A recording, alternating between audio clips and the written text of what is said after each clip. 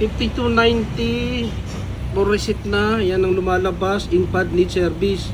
Yan, contact Epson. Pag yan ang lumabas na dyan, reset na po yan.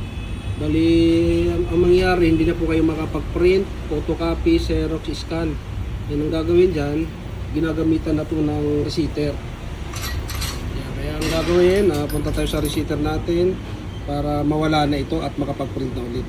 Pag nandito na tayo sa receiver, ayan, bago natin i-open yan, siguraduhin natin naka-turn off ang ating antivirus. Kapag naman nakapag-reset na, turn on lang natin ulit. Ayan, okay na, naka-turn off. Ayan, open na natin yung receiver. Ayan. Nandito tayo, siselect na natin yung mga model. Halimbawa yan, 5290 ang i-reset, 5290 din dito.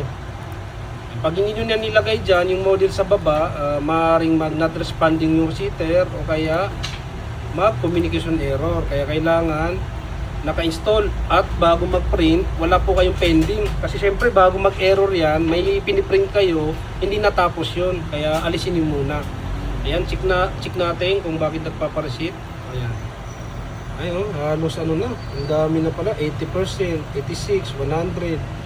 Ayan, alisin na natin yung mga yan at makapag-print na kayo ulit. Initialize, yan, initialize natin. Yan, magpapa-turn off yung printer para ma-detect niya na na-reset na siya. Ayun, balik tayo sa printer. Dito na tayo sa printer, to-turn off na natin. Yan.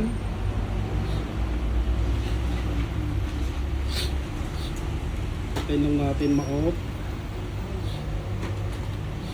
Yan, na-off na siya. Pag una natin ito, wala na po yung error na yon. Kaya yun, ganun lang mag-reset. 5290. Ayan, wala na. Kaya yun, maraming salamat.